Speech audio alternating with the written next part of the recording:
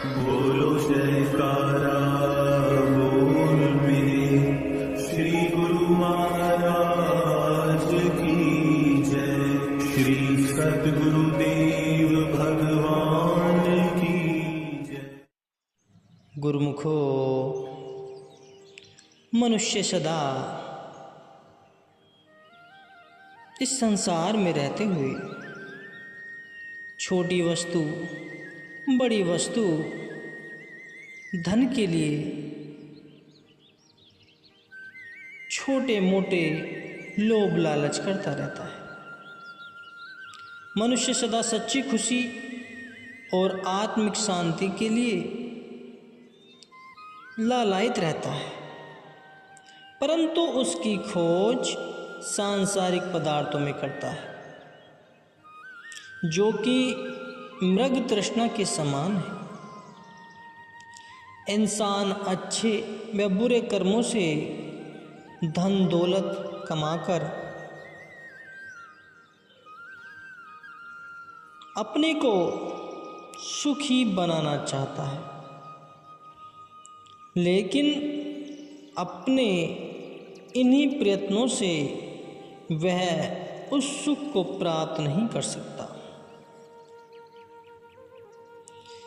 यहाँ गुरुमुखो मैं आपको एक कथा सुनाने जा रहा हूँ, जिससे शिक्षा मिलती है कि लोभ कैसे इंसान को मार्ग से भटका देता है।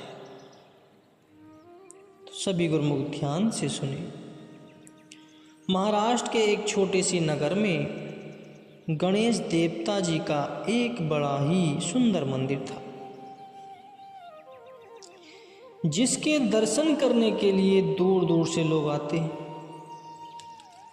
यह मंदिर चमत्कारिक शक्तियों से भरपूर होने के कारण जगत प्रसिद्ध है। मंदिर के नजदीक ब्रह्मदेव नाम का एक जिज्ञासु भक्त रहता था। एक दिन अपने आंगन में वह अपने भतीजे शंकर से, जो कि मुंबई से MSc करके आया था, श्री गणेश जी की महिमा का वर्णन कर रहा था। महिमा का विषय चल रहा था भगवान और धर्म। शंकर अपने ख्यालों पर दृढ़ था कि भगवान नाम की कोई चीज़ नहीं, यह सब अंधविश्वास है। परंतु ब्रह्मदेव, जो कि गणेश जी का पुजारी था, जिसे सर्वशक्तिमान भगवान पर अटूट विश्वास था, वह सोच रहा था कि इसे किस प्रकार भगवान की महिमा समझाऊं। एकाएक वहाँ पर महात्मा जी पधारे। उन्होंने इन दोनों की बातें सुनी।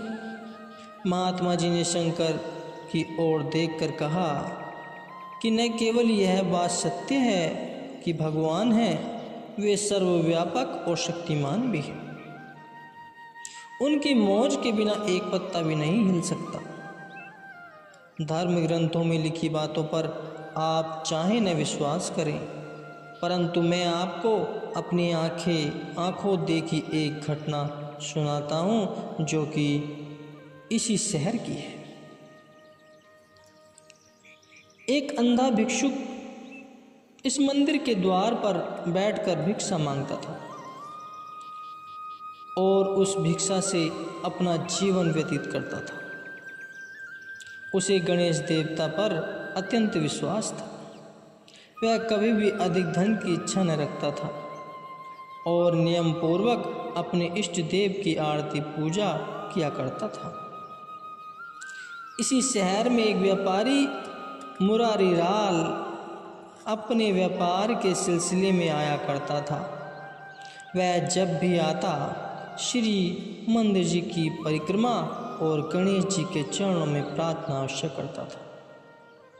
उसने गणेश जी के चमत्कारों की महिमा सुनी थी। उसका मन मायावी धंधों में उलझा रहता था और वह प्रार्थना भी ज़्यादा धन प्राप्ति के लिए ही करता था। एक दिन शाम के समय जब वह मंदिर में प्रार्थना कर रहा था तो अचानक ही एक देवी की आवाज़ सुनी। वह कह रही थी कि मेरे बेटे, इस गरीब भिखारी के लिए ऐसा कुछ करो जिससे वह माला माल हो जाए।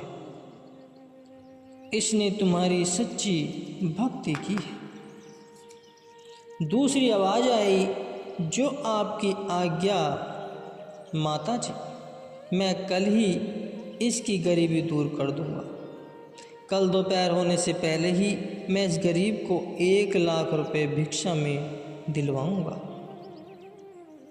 तो मुरारी लाल जी को पता था कि यहाँ भक्त रामदास जी भी समाधि में होते हैं और वे जब भी अटल समाधि में होते हैं यहाँ की घटनाएं सच्ची होती हैं। उसने जाकर देखा कि रामदास जी उस समय समाधि में बैठे हुए थे और उन्होंने यह कुछ भी नहीं सुना। यह सोचकर वह बहुत प्रसन्न हुआ। धीरे धीरे रामदास भक्त जी की समाधि खुली और वे घर चले गए। बस अब तो मुरारी लाल जी मंदिर में ही रात भर बैठे रहे। सुबह जैसे ही सूरदास भिखारी अपनी जगह पर आया तो मुरारी लाल ने उससे कहा कि मैं हर रोज़ 100 रुपया उसको दान में देता हूँ। जिसको मैं सुबह सबसे पहले देखता हूँ, मेरी एक शर्त है, यह 100 रुपये के बदले में जो भी भिक्षा आज आपको मिलेगी वह आप मुझे देना। भिखारी 100 रुपया पाकर बहुत प्रसन्न हुआ, क्योंकि उसको मालूम था कि मेरी भिक्षा 100 रुपये के आगे कुछ भी नहीं। मुरारी लाल मंदिर के एक कोने में छिपकर बैठ गया और हर बार अपनी नज़र भिक्षा पर ही रखता था। जब दोपहर का समय आया तो वह सोच में पड़ गया कि किसी ने भी तो 1 लाख रुपए भिक्षा में नहीं दिया, बल्कि मेरा 100 रुपया भी चला गया। जब देखा दोपहर पूरी होने वाली है तो सीधा गणेश जी की मूर्ति के पास गया और बोलने लगा, तू भी झूठ बोलता है, और मूर्ति को मुक्का दिखाने लगा। जैसे ही उसने मूर्ति को छुआ वैसे ही गणेश जी की सूंड में जकड़ता चला गया और डर गया। जितना ही अपने को मूर्ति से अलग करने की कोशिश करता उतना ही वह जकड़ता जाता। बस अब तो मुरारी लाल का गला मूर्ति की ओर भुजाओं में था, दोनों भुजाओं में था।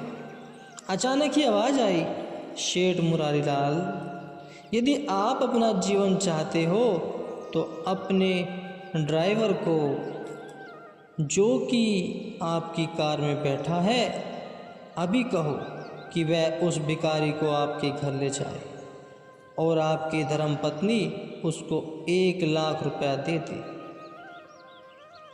अभी दोपहर होने में कुछ ही मिनट रहते हैं। दोपहर तक मुझे उस भिखारी को 1 लाख रुपया देना।